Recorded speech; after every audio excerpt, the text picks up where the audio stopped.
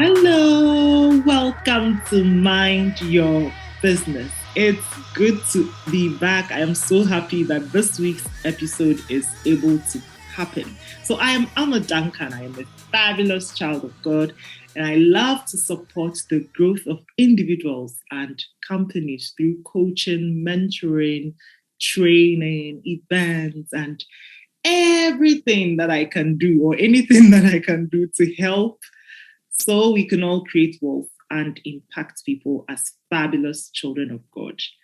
My organization is called the Fabulous Woman Network. If you're new here, welcome. Mind Your Business is our weekly podcast where we get to help each other to grow through the stories that we are sharing. Today is a little different. So, how did this even happen? Well, for some time, I think in June and July, I did these episodes on how to, start a business and the basics that people should know. And in one of the last episodes, we talked about multiple streams of income or something to that effect. And one of my coaching clients reached out and said, you know what, Amma, we should have this conversation about being a sidepreneur and how the experience is actually like and get support and all that. And I thought, that's really true.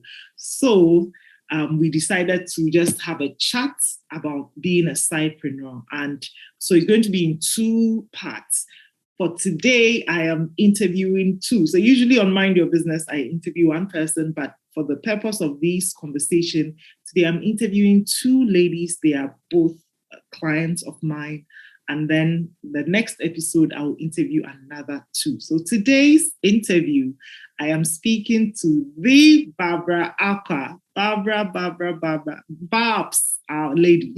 Some of you may have seen her recent interview I did. So we're going to be speaking with her. She's a sidepreneur, and she will be telling us what that even means anyway. And then Emmanuella as well. I call her Ella. So she is also a sidepreneur, and these ladies are going to help us understand more about the realities of having a full-time employment and then doing other things on the side. So ladies, gentlemen, get your cuppa and enjoy today's episode of Mind Your Business.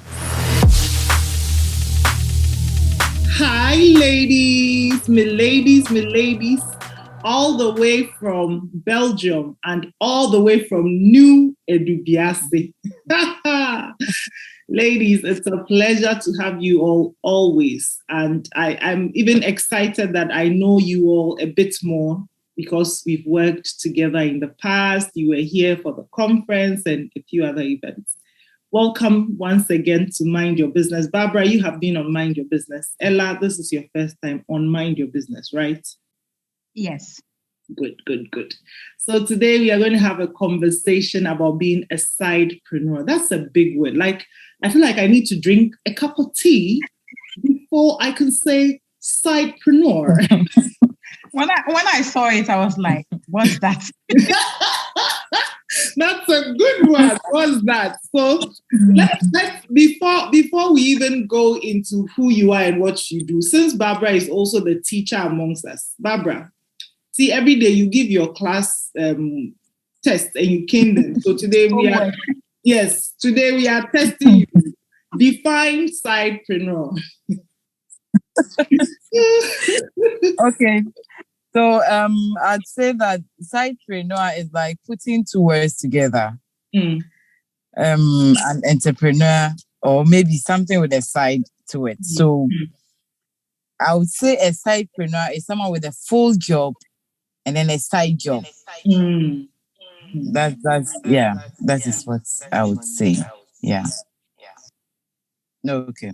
Okay, so thank you, Barbara. You've gotten 5 over 5, and I'm clapping for you. Well done. So from your definition, I take it that both of you then, well, I know that already, but I guess I'm just hoping that everyone else listening has gotten the idea that both of you have full-time jobs and you are also having businesses. And so we want to start the conversation or continue with you telling us about who you are briefly and what you do, both as an employee and a sidepreneur. So we'll start with Ella. Hello, Amma. Thank you for having me. Hello. Okay, so I'm Emmanuella Boatemaa, a Ghanaian based in Belgium, a care worker, a student, and a sidepreneur. When I say a care worker, I take care of the elderly, like our mothers who are aged. That is what I do as a full-time work. And I'm also studying to take care of kids as well. I'm also a co-founder of Patella Fashions. Patella Fashion is an African brand that deals with African clothing, shoes, bags, and many more.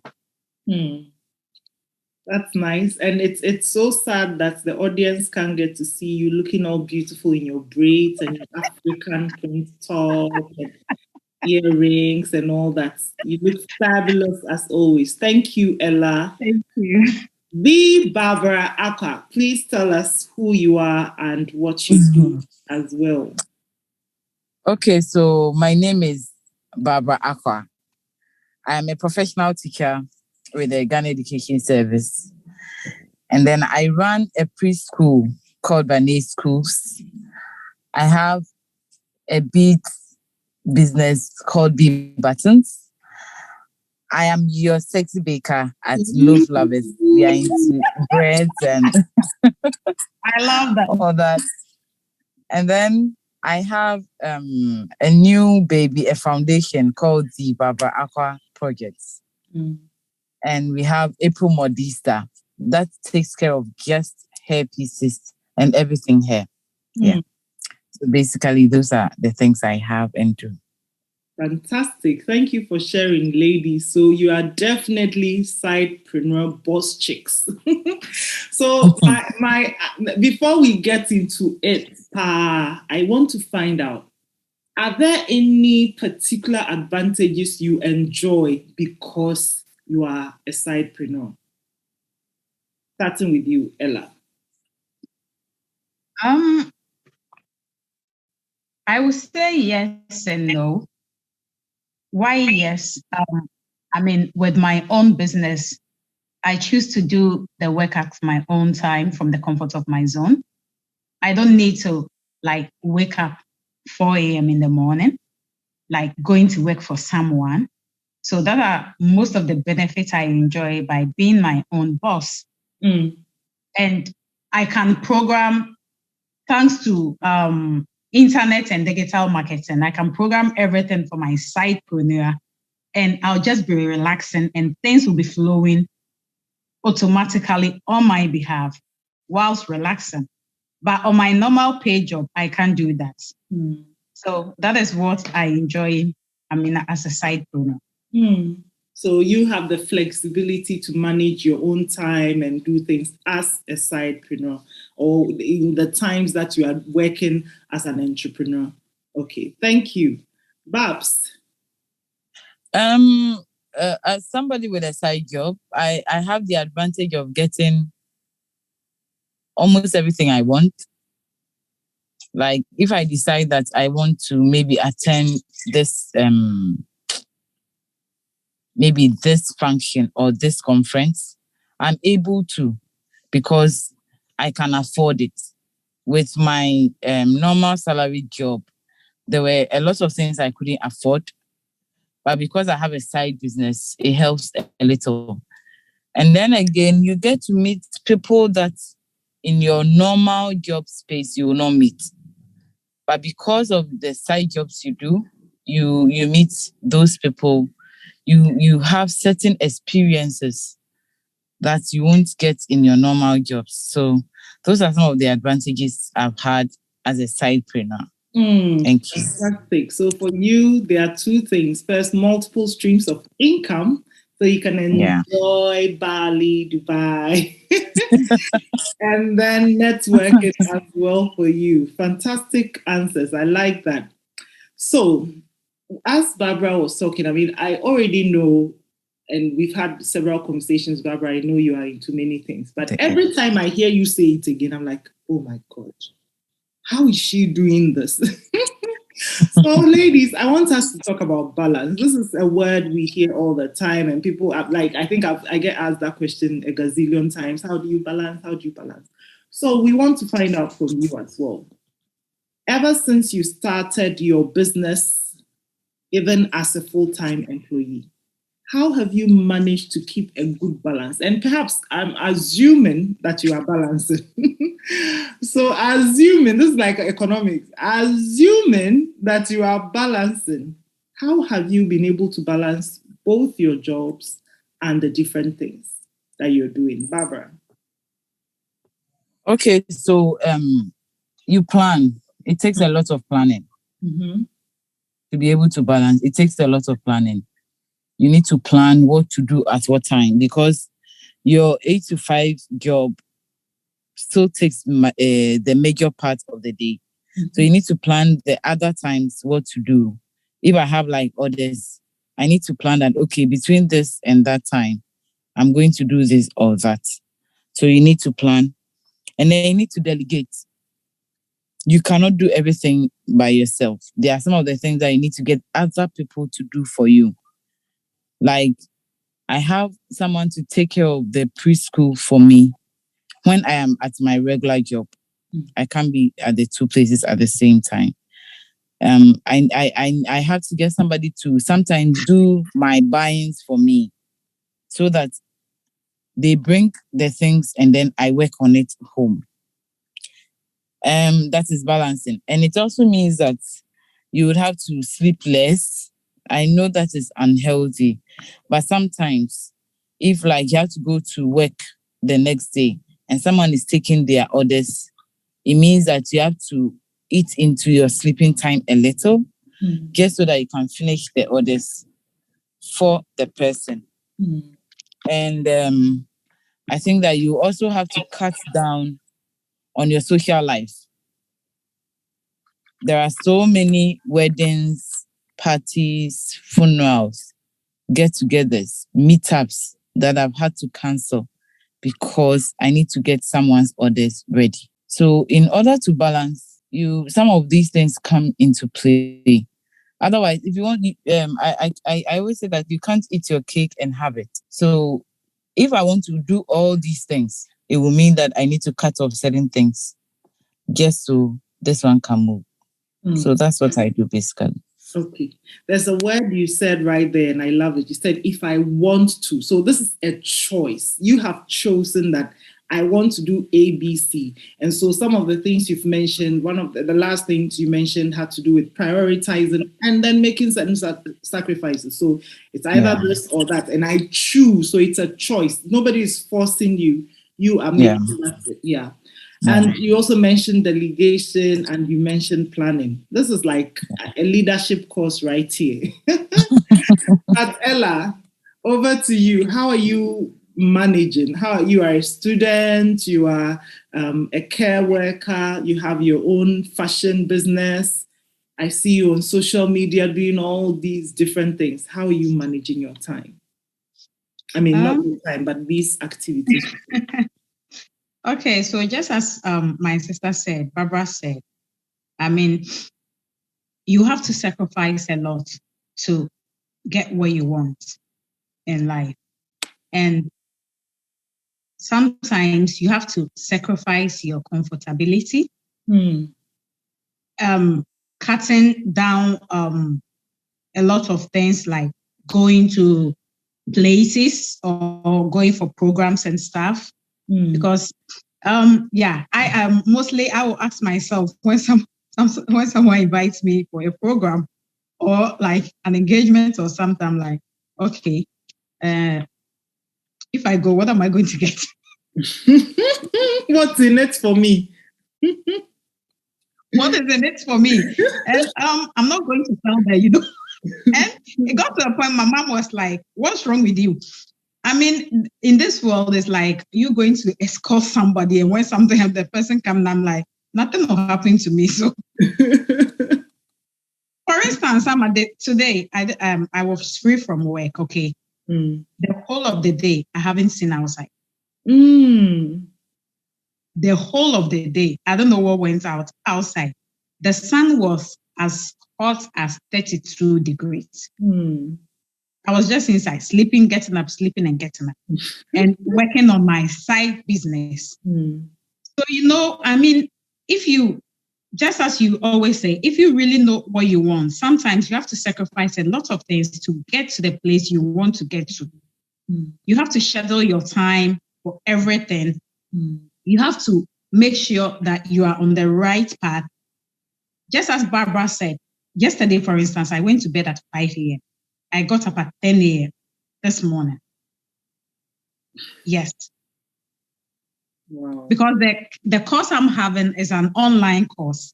And luckily enough, you can just do it follow the class at your own convenience. Mm. So yesterday I went to work. I went to work for 4 hours. I came home around 10 o'clock in the evening. I came to sit beside my computer. I started reading. I got tired and I said, let me rest a little. I came back. Before I realized it was 5 a.m. Mm. Do you understand? So sometimes you have to sacrifice your sleep to make sure things are working for you. Sometimes you have to sacrifice going to a friend's wedding, engagement, funeral to make sure an order is complete, or you are going to post something to somebody. You have to always make sure you are meeting your target and you are making sure you are letting your clients happy by meeting their time, deadline, and everything. So, it's more about sacrificing and trying to fix in things at your own space. That is what I've come to realize and learn. Yeah, and something I like, you know how you said you spent a lot of time last night, but then today you you made sure that you caught up on your rest and all. So it's not like you're just you got up and then you started going.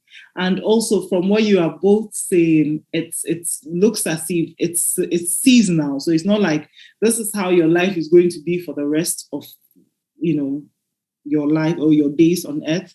But you are making a decision at this time that, okay, I want this. I am prioritizing this. And it means I have to sacrifice a few other things.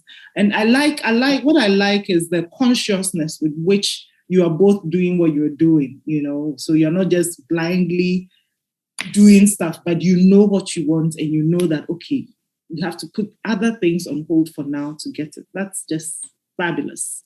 That is something to learn from. Thank you. Now, let's talk about growth in your business. So I just talked about seasons. And you are no longer a startup. At a point, you start growing and you expand. How long did you take, or did it take for you to start seeing growth? You were already, or both of you were already in full-time employment or some sort of other thing. Like Patella, you were a student, and then you had your business as well. How long did it take for you to start seeing that, oh, my business is growing? So let's start with you, Barbara. Okay, so with the school especially, it took almost 3.5 years. Yes. By the time we were 1 year, we were less than 10. By the time we were 2 years, we were less than 16. Yes, in our second year was when I had 8 parents take their kids out at a go. Wow. So it was serious. So I think after the third year, then I saw there was a steady growth. Some were leaving, but then it wasn't that much. And then I started seeing growth in the school. With the beads and the millinery, I think the first 2 years, I was still finding myself. It wasn't easy because sometimes, today I was telling somebody, I've had a certain bead in my things for 5 years now. It's still there. Whatever you do, people, they are just not seeing the beauty of that bead. Exactly. So, but then I know one day, whoever has to get that bead will come for it. So that one too, it took about 3 years, 2 years. It is the bread, the LoafLoverz that took less than a year to see growth. Hey, to see growth, because that's one. Almost every time there is a new client added on board. There's a new client added on board. So basically, it's taking a while to get the businesses to take off and then move at a steady rate. Yeah. So now you are enjoying the fruit of these. You are enjoying. Somehow, like, because you see, it's like a human being. It's now growing. So if you are not careful and get too excited, you finish all the eggs and then you realize that there is no egg to hatch again. Yeah. So even though you would want to enjoy the growth, you still have to be careful. Otherwise, you'll be bringing down the whole thing. Yeah. You're back to square one. Impressive. Yes. And I'm curious to know what has contributed, or in your opinion, what has contributed to this growth? Especially, you talked about the LoafLoverz, for instance, growing faster for you. What do you think made this happen faster? Okay, so one thing I realized is in business, you need to learn. And you need to pay to learn. So I have had to attend a lot of conferences. I've had to attend a lot of business meetings. I remember my first business meeting I attended. I was actually, into brackets, forced to come. So, but then it's paying off because you go to such programs, you learn a few things, you come and add it to your business, and then you move on. You learn, you move, you learn. You just need to apply whatever you have learned there to your business. And then you also need to know the trends and move with the trends. I keep saying that I have a problem with people who say, I am not a social media person. Meanwhile, you don't have a shop. You are an online business person. How do you sell? So you need to also have that in mind, that if you want your business to grow, you go that way. Like with the LoafLoverz, I've had to consistently post images on my social media platforms. And then you get people, oh, I want to try this. I remember when I brought the red velvet biscuit, I had people going like, hey, what is this? What is? But then they look at the pictures. Okay, let me give it a try. And let me give it a try. They come back to order for more. If I say, if I don't show you, you won't, eating something, it takes, you need to be creative about it. Because I'm putting it in my mouth and I don't want to take chances. So if what I'm seeing is not nice, I wouldn't want to do it. So basically, that's also helped. And learning and applying and then moving with the trends. Thank you. Ella, how about you? Okay, Amma. So I would say I am still in my growth process, I will say. Thanks to you for a lot of your coaching and a lot of your encouraging words. I mean, before, sometimes, just as Barbara said, I have feel of bags and accessories that I will say it's been there for a very quite a while. That hasn't been sold. I mean, when people come, they look, oh, it's nice. Oh, it's not really my type, And sometimes it even gets to a month, nothing is sold. 2-3 months, nothing is sold. But for some time now, I mean, I think after my trip from Ghana, I realized at least every week I sell something, no matter how small it is. And God being so good and faithful, I'm almost about to have a partnership with a company in Holland that I'm going to be their subscription, monthly subscription supplier. Like when somebody subscribes to their magazine as their welcome gift, they get something from my brand and add it to the book and send it to them. Which the first one was very recently, I think in July, Yes, on the 31st of July, they did a debate in Holland. And he had to order some beaded bracelets from me. I mean, the beaded bracelet, I think somebody even made them for me, was like, go and try it. I'm like, this stuff, I don't sell it, so I'm not really sure it will go. I was like, oh, it sells. Go and try it, it will go. I said, okay.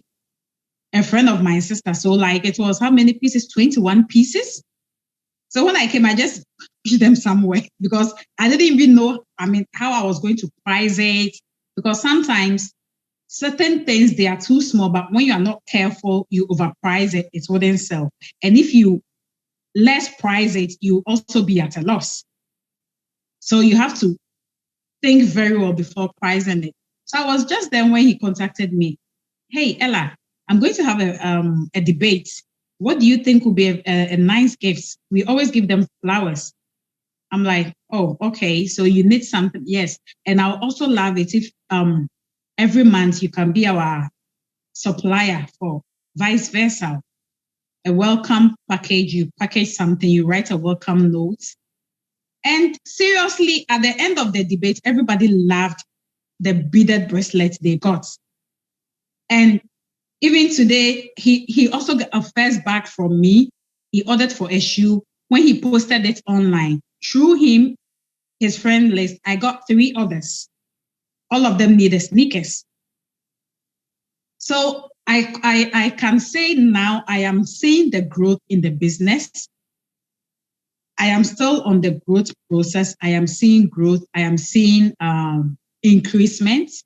Just as you always say, don't give up. Sometimes, it's never easy. It's not easy.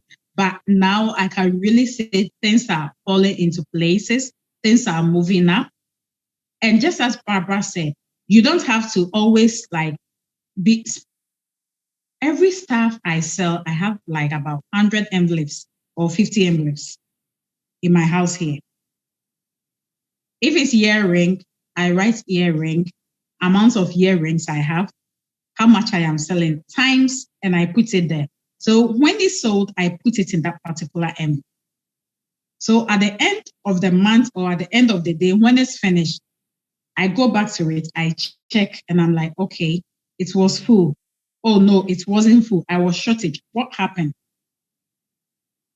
So that is what practically I do. And I thank God so far, so good.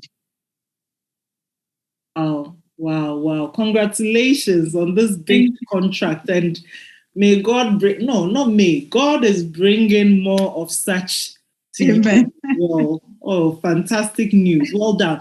And so this recent growth, you mentioned that this started happening when after your recent trip from Ghana. And I'm curious to know, what do you think has contributed to your growth or is contributing? Amma, I will say, just as I said, with your coaching and your guidelines, I have put in a lot of things in place. Most times I was more concerned about my pricing because sometimes I think, people will think your stuff are expensive. When I was coming on my trip, my extra luggages that I brought, I had to pay $800. Yes. For 2 boxes. Each of the boxes was 32 kilos. I have to pay $800. Luckily enough, I knew the managers of the Brussels airline. So I spoke over with her and I'm like, it's too much. I can't pay $800. I know an extra kilo is $200, which you claim is 23 kilos, but 800 is quite too much. So after talking, blah, blah, blah, up and down, we were able to cut it down to 600. So in this case of 600, who is supposed to pay? I'm supposed to add all to the staff. And when I returned also, I realized things have also increased. Things have, become expensive. So I have to have a strategy on how I'm going to price everything and not look at what people think. Absolutely. And sometimes I go online, check people who are into the same business as mine. I sold the shorts very recently for 30 euro. I went online, I saw someone was selling it for 80 pounds. No, I didn't even see. The person who came to buy the shorts from me sent it to me, was like, hey, I saw a similar shorts, but yours is even nicer. It's 80 pounds. Well, I won't buy that. And I'm like, you see, sometimes you people claim my stuff are expensive, but I'm just giving it to you free of charge. So I'm trying to imply what I learn into my business. Yeah. And sometimes you have to be very consistent on your pricing. Was it very recently, because I'm trying to get salt also stuff from Kenya to add it to my brand. So I was talking with someone from there. I was like, in Europe or in outside countries, not like being in Africa, it can take 5 years and things wouldn't be increased. Prices are stable. But you can go to the market in Africa today. The next second the thing you bought maybe been increased. So sometimes I make sure the pricing I am pricing, even when I go to the market back home tomorrow and it's increased, it doesn't affect my price. Yeah. And I make sure the price is stable for 2 or 3 years or 5 years before I make changes to it. And that has really helped me so far. All right. We are learning. I am learning. I hope the audience, whoever you are listening, I hope you are learning too. Now, Barbara, I have a question. Actually, this question goes to both of you, and I'll start with Barbara. What has been your experience accessing external funding for your business?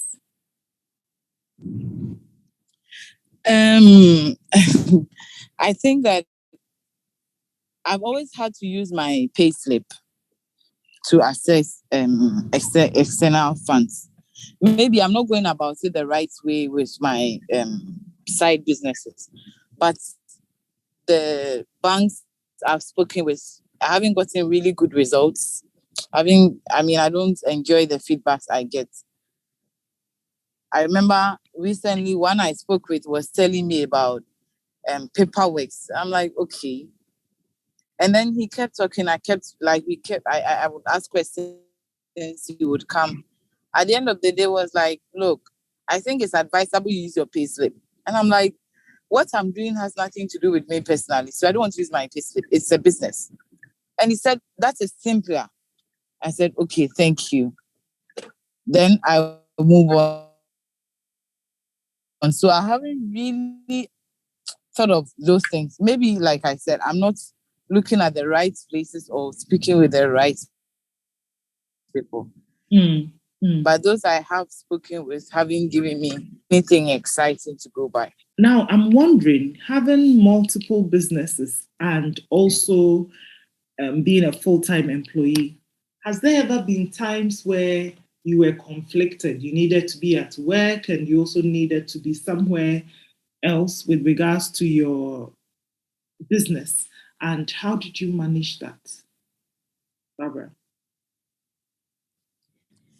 Okay, there's been so many times. I'm sure if my headmistress listens to this one, I've had to ask permission so many times. There are days that you enter her office and she's like, no. I'm like, no, I'm just coming to greet her. She says no, even before you ask. Sometimes my superiors come around and they don't see me. I remember my CS is like, they complain a lot because like yesterday, I had to attend a conference. And yesterday was a day that we were vacating. It means that I was supposed to be in school, but I couldn't stay in school because I had to do this other conference. So on so many occasions, I've had conflicting times. But I make up. When I'm in school or when I'm at my regular job, I work extra so that when I'm not there, it sort of complements it. I know it's my head isn't too excited, but we are managing small. Yeah, but I mean, as you're speaking, I'm wondering, and then you, and I actually kept thinking about you. So let's put you in the shoes of your head. You also have your school as well, right? So imagine that one of your teachers is also a sidepreneur like you. So, This is so not fair. No, this, I mean, we are being real here, right? We are being real. Yeah, I know. How is it going to be for you if this girl always comes in, and then the minute you even see her face, you say no? Okay, so it won't be an easy thing. I honestly don't know what I would do. But in my regular job, I have an assistant teacher. Like, there is another teacher there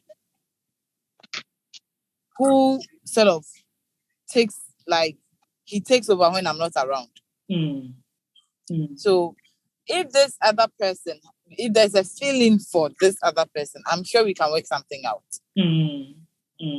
Okay. And I say, it is not, I know my mistress, it's not a good, an easy thing for her. Yeah. I have to commend your honesty about this. You know, this is like real, for real.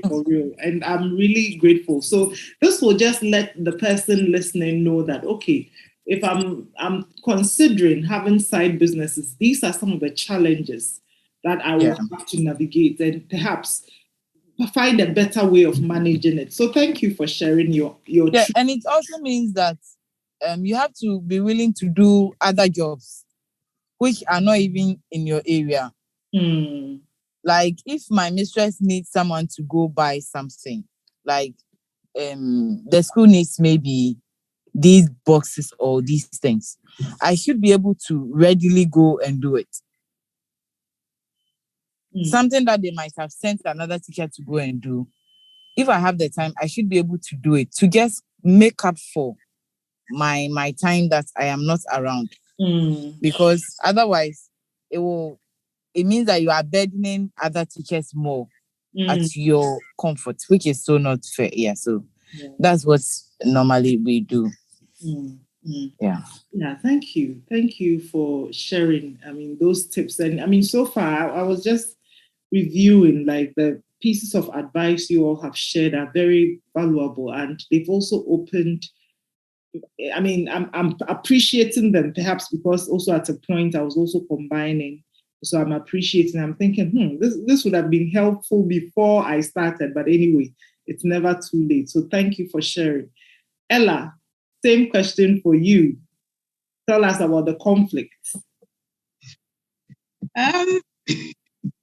Okay, luckily for me, none of them is on Fabulous Lady, so at least. So they they can hear, or they will know.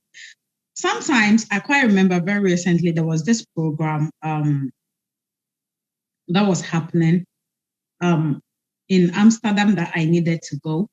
Somebody invited me, and in the field that I work, we normally mostly we work on weekends as well. For instance, this weekend I am working. The following weekend I am free. So and most events also happens in weekend, like event going to sell and going to fashion programs and stuff.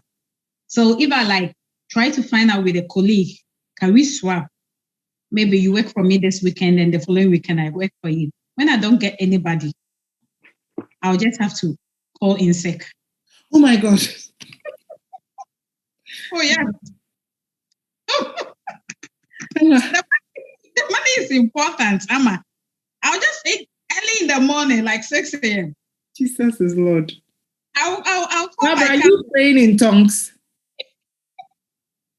Yeah, I'm this one, pigeon tongues. Hey. I'll call my cousin, my little cousin. I'll tell her, Ifia, please call them and tell them your sister is not feeling well at all. So on that event, I won't even come live. I'll take all my videos, and after some weeks, I'll start posting them. To be frank, that program like this, it was a free program. I didn't have to pay for registration. I didn't have to pay for tent, anything. I sold almost items like 500 and something euros. Wow. And if I was home or going to work that day, I mean, to be frank, my daily sales they marking me for 8 hours I was going to work is not up to 500. So sometimes I have to, and mostly, thank God my house doctor is one of the best as well. I'll just go and tell him, Dr. Gillis, please, I'm not feeling well. Oh, how many days do you want? Oh my God. I'm getting a heart attack here right now because I just have to ask you this, Ella. Imagine that this were your clinic, hospital, business, and then one of your team members is always, or not always, obviously, but once in a while will call in sick, and you know very well that this woman ain't sick.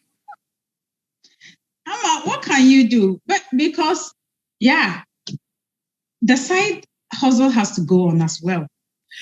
I'm wondering, what is the cost of you calling in sick on your business? And I'm sorry, I just have to ask because I want us to really talk about the realities, not just come and sugarcoat things and be like, oh, it's all perfect, So what is the cost to your business? Not to your personal business, but the full-time employment that you're in. When you call... sick is sick.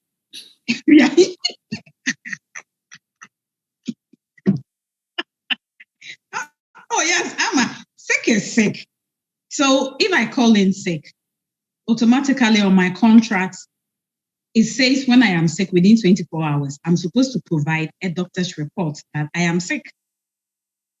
So when I provide my doctor's report that I am sick, my salary is intact. I am safe. Jesus is Lord. But if it's longer than, let's say a week, you call in sick longer than a week, that is when the company will send in a company doctor to come and check on you. If it's really, no matter if you send in a doctor's report or not, if it's really true that you are sick.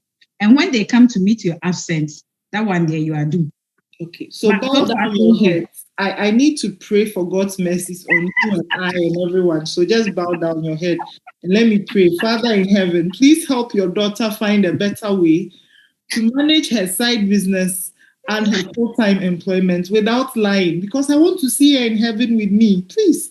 I know we all lie sometimes, but this one is too much. Oh God, amen. I've prayed. Barbara, have you said amen?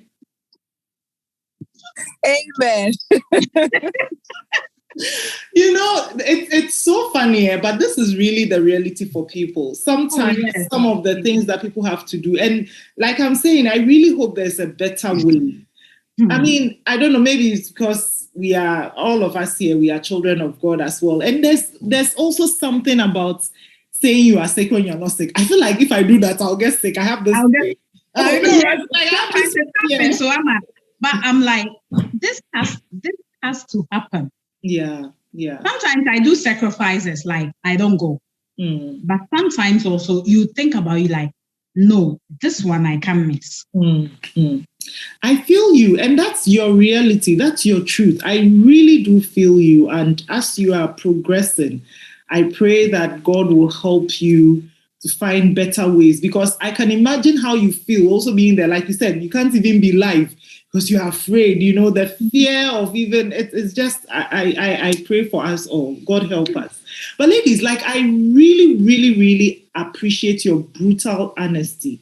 And this is public. This is going on the internet. Internet never forgets. And you are being brutally honest, sharing your truth with people to give insights, to let them know that, Charlie, this thing that you want to do, this is how it actually is. Then you make an informed decision. I am all for multiple streams of income. However, we have to do it in a way that we are also thriving as children of God. We have to keep thriving. We shouldn't just be doing and surviving. I don't think God created us to just come and survive. There's more to life than just surviving. So I really appreciate your brutal honesty. And before I let you go, I have a few short questions that I'll ask you. So I'll start the sentence and you finish it with one short phrase or sentence. So Barbara, we are going to start from you. After then, Ella, you also answer for each of the questions, okay? Okay. All right. So, Barbara, if I could advise my younger self in one short sentence, I would say go for it. Go all out and do it afraid. do it afraid indeed. Ella. Yeah. Because sometimes Sorry, Barbara. sometimes there are things that happen that there is nothing you can do about, whether you like it or not. And then the painful aspect is that you will regret not doing it. So you are afraid. Yes, we get that you're afraid, but just do it. At the end of the day, you just fail. You won't die. You just feel you won't die. I love that. Thank you. Ella, let me just say this before you continue. So Mr. Duncan just walked in, and the minute I said Ella, he started, under my umbrella. Singing Ella. Now I've shut him up, so continue. Amma, please, the question again. Oh dear. I just confused you, didn't I? Okay, so if I could advise my younger self in one short sentence, I would say go all and never be intimidated. Even if you're intimidated, don't show them. Exactly. Oh, Barbara, I am fabulous because... Okay, so I am fabulous because I am the amazingly amazing Barbara Acquah. The Barbara Acquah. Yeah. That makes me fabulous, right? Oh, fantastic. Thank you. Ella? I am fabulous because I'm a child of God. Thank you. Now the final question. Favorite book. So, Barbara, one book that has greatly helped me in business is? Amma, don't say anything. The 10X rule. Oh, I know, right? That book is just to die for. I mean, I still say that everyone should just listen to it. Yeah. Read it if you want to, but listen. When you listen, I'm not an audio person, but I just love listening to that book. Yes. And it's changed a whole lot for me. Yeah, so. Yeah, when you listen, it hits differently when you hear his voice in your ears. Yeah. Hey. Yes. Thank you. And Ella? Rich Dad Poor Dad.